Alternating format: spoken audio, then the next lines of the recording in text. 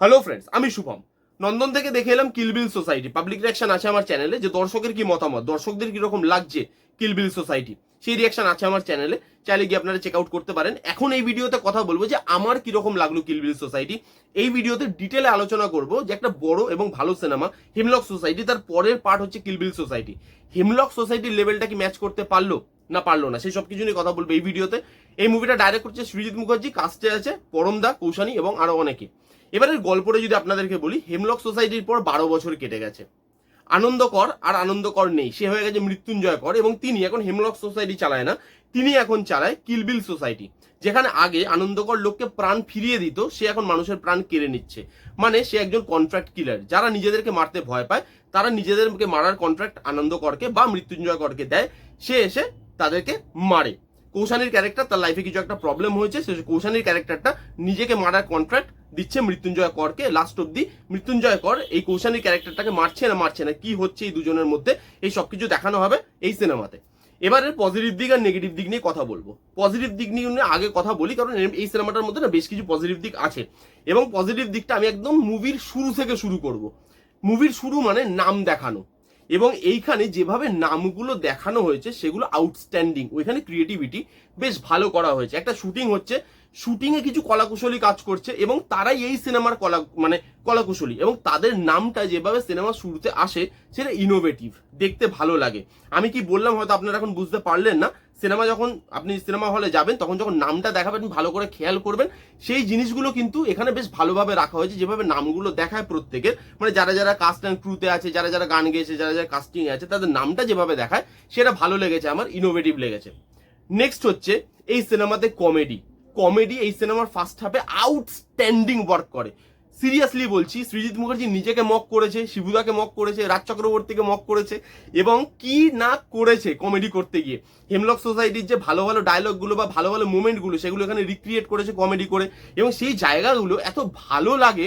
একটা জায়গায় আছে বিশ্বনাথ দা বলবে, এই যে পালের সৃজিত মুখার্জি, এই লোকটা থ্রিলার এনেছে এবং থ্রিলার এনে এগুলো করছে। মানে এরকম কিছু ভালো ভালো জায়গা আছে কমেডিতে যেগুলো হিলেরিয়াস। আমি ফার্স্ট হাফের কমেডি আমার খুব ভালো লেগেছে, এবং কমেডির সব থেকে বড় প্রশংসা যার পাওয়া উচিত মানে কমেডির জন্য, সেটা হচ্ছে বিশ্বনাথ দা। ভাই এই ক্যারেক্টারটা না ভাই আউটস্ট্যান্ডিং, মাথা খারাপ করে দেবে। আমি ভাবিনি বিশ্বনাথ দা এই ক্যারেক্টারটাকে এই লেভেলে নিয়ে যাবে। মানে যখনই স্ক্রিনে আসবে আপনার হাসি পাবে, আপনি এনজয় করবেন ক্যারেক্টারটাকে। আমি তো এই ক্যারেক্টারটা একটা আলাদা সিনেমা দেখতে চাই, যে ক্যারেক্টারটাকে নিয়ে একটা সিনেমা হোক। বিশ্বনাথ দা ভাই আউটস্ট্যান্ডিং, ফ্যাবুলাস। কমেডি যেভাবে পুল অফ করেছে এবং কমেডির লাইন যেভাবে লেখা হয়েছে সেটা খুব ভালো। এখানে ডায়লগ ভালো, এবং সৃজিত মুখার্জির মুভিতে ডায়লগ কিন্তু ভালো থাকে। এখানে ড্রামাটিক মোমেন্ট তৈরি করতে, রোমান্টিক মোমেন্ট তৈরি করতে, এখানে স্যাড মোমেন্ট অথবা এখানে কমেডি মোমেন্ট, এই প্রত্যেক কটা জায়গায় না ডায়লগ খুব ভালো এবং খুব পাওয়ারফুল।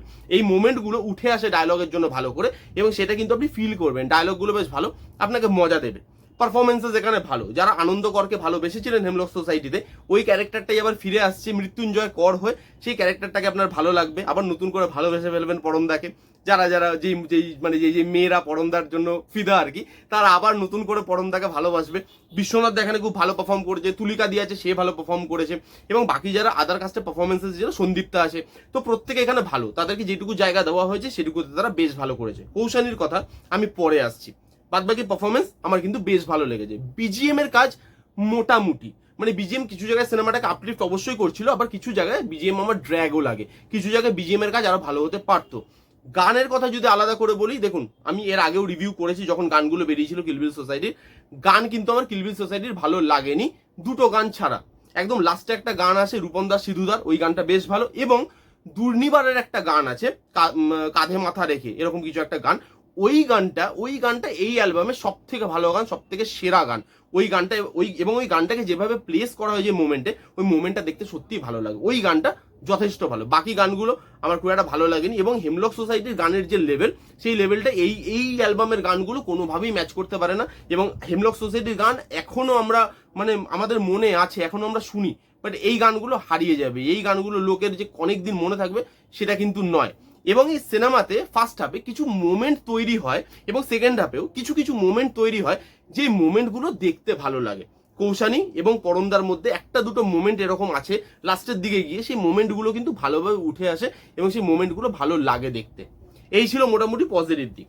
এবার যদি নেগেটিভ দিকে আসি, এই সিনেমার সব থেকে প্রথম নেগেটিভ দিক হলো এই সিনেমার সেকেন্ড হাফ। ফার্স্ট হাফটা খুব ভালো, সেকেন্ড হাফে গিয়ে সিনেমাটা এমনভাবে মুখ থুবড়ে পড়ে মানে ধারণার বাইরে। হেমলক সোসাইটিতে সেকেন্ড হাফ যখন হয় তখন আপনি দেখবেন ওই ক্লাসগুলো চলছিল, যেখানে সৌমিত্র বাবু অথবা আমাদের মানে ব্রাত্য বসু এরা ক্লাসগুলো নিচ্ছিল, যে সুইসাইড করার যে পদ্ধতি সেগুলো দেখাচ্ছিল, তো সেগুলো আমাদেরকে এন্টারটেন করে রাখছিল। এইখানে না সেকেন্ড হাফে গল্পটার এগোচ্ছে না। এবার গল্পটা যেহেতু বেশি বড় নয়, গল্পটাকে এগোনোর আর কোনো জায়গা নেই, সেই জন্য স্মৃতি মুখার্জি কি করেছে, এখানে রোম্যান্টিক অ্যাঙ্গেলটাকে বেশিভাবে ডেভেলপ করতে গেছে সেকেন্ড হাফে, এবং ওই রোম্যান্টিক অ্যাঙ্গেলটা ফুটে আসে না। ওইখানে ড্র্যাগ লাগে, সিনেমাটা বড় হয়ে যায়, এবং এই সিনেমাটা আরো ছোট হতে পারতো। এত বড় সিনেমা হওয়ার কোনো মানেই হয় না এই সিনেমাটা। গল্প ছোট, গল্পতে সেকেন্ড হাফে বলার কিছু নেই। রোম্যান্টিক ট্র্যাকটাকে ঢোকাবে, মানে রোম্যান্টিক ট্র্যাকটা একটা টাইমের পর আপনার খুব ফোর্স ফিট বলে মনে হয়। এই যে আনন্দকর ক্যারেক্টারটা বা মানে এখন যখন সে মৃত্যুঞ্জয় কর হয়ে এসছে, ওই ক্যারেক্টারটা মানে কিছু একটা করতে হবে ক্যারেক্টারটার সাথে, সেই জন্য জাস্ট জোর করে লাস্টের দিকে ক্যারেক্টারটার সাথে কিছু একটা হয়। কি হয় সেটা তো অবভিয়াসলি আমি বলবো না, সেটা আপনি হলে গিয়ে দেখতে পারবেন। বা ওই ক্যারেক্টারটার লাস্টে যেভাবে ক্যারেক্টারটাকে দেখায় না, ওই জায়গাটা দরকারই ছিল না। ওই রোম্যান্টিক অ্যাঙ্গেলের মধ্যে ওইসব জিনিসপত্র ঢুকিয়ে সেকেন্ড হাফটা এত জঘন্য, এত জালি করেছে, মুখ থুবড়ে পড়ে সেকেন্ড হাফ। তার সঙ্গে এখানে কৌশানীর পারফরমেন্স অনেকের ভালো লাগতে পারে।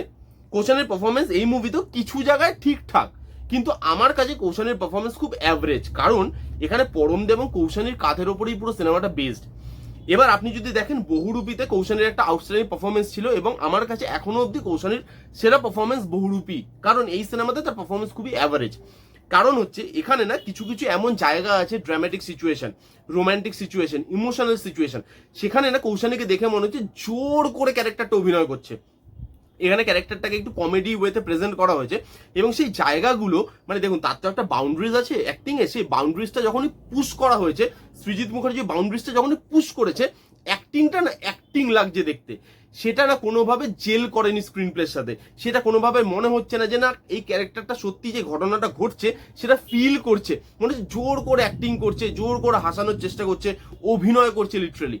কৌশানীর ক্যারেক্টারটা ওইভাবেই করে এবং সে পারফর্মও ওইভাবে করেছে, যার জন্য কৌশানীর পারফরমেন্স আমার কিন্তু এখানে খুব একটা ভালো লাগেনি, আমার অ্যাভারেজই লেগেছে কৌশানীর পারফরমেন্স। এবং এই সিনেমাটা ইমোশনাল ল্যাক করে, লাস্টের দিকে গিয়ে সিনেমাটাকে ইমোশনাল করা হয়েছে, বাট সিনেমাটা ইমোশনাল করতে পারে না। কাঁদানোর চেষ্টা করা হয়েছে বাট কান্না পায় না, কারণ কৌশানীর ক্যারেক্টারটা ওইভাবে লেখা। কৌশানী পারফরমেন্স করছে খুবই অ্যাভারেজ, এবং তারপরে সেকেন্ড হাফ যেভাবে মুখ থুবড়ে পড়ে, যেভাবে গল্প না থাকার কারণে সেকেন্ড হাফটাকে জোর করে বাড়ানো হয়, যার জন্য ইমোশনটা ল্যাক করে। লাস্টের দিকে গিয়ে ইমোশন দেওয়ার চেষ্টা করা হলেও সেই ইমোশনটা কিন্তু অডিয়েন্সের কাছে অবধি ঠিকঠাক ভাবে ফুটে আসেনি বলে আমার মনে হয়। এই ছিল কিল বিল সোসাইটি রিভিউ। হেমলক সোসাইটি মাথায় রেখে কেউ এই সিনেমাটা দেখতে যাবেন না, কারণ হেমলক সোসাইটির লেভেলটা 10%ও রিচ করতে পারেনি এই সিনেমাটা, যেটা আমার মনে হয়েছে। হ্যাঁ, যারা হেমলক সোসাইটির এরাটাকে আরেকবার ফিল করতে চান, আনন্দ করকে মৃত্যুঞ্জয় কর হতে দেখতে চান, সেই ক্যারেক্টারটার প্রেমে আরেকবার পড়তে চান, একটু ফার্স্ট হাফে হাসতে চান, তারা এই সিনেমাটা একবার গিয়ে হলে দেখতে পারেন। আমার জন্য নর্মাল একটা সিনেমা, খুবই অ্যাভারেজ একটা সিনেমা। সৃজিত মুখার্জির আরো একটা খুবই নমিনাল কাজ বলে মনে হয়েছে। এই ছিল কিল বিল সোসাইটির রিভিউ। কারা কারা দেখেছেন কমেন্ট করে জানান, যারা যারা দেখেননি যান গিয়ে দেখতে পারেন। এই ছিল রিভিউ। কেমন লাগলো রিভিউটা জানাতে ভুলবেন না। ভালো লাগলে please give Thums up, like করবেন, কমেন্ট করবেন, শেয়ার করবেন, চ্যানেলটাকে মাস্ট সাবস্ক্রাইব করবেন। দেখা হচ্ছে নেক্সট কোনো ভিডিওতে, ততক্ষণ bye bye, take care and be safe.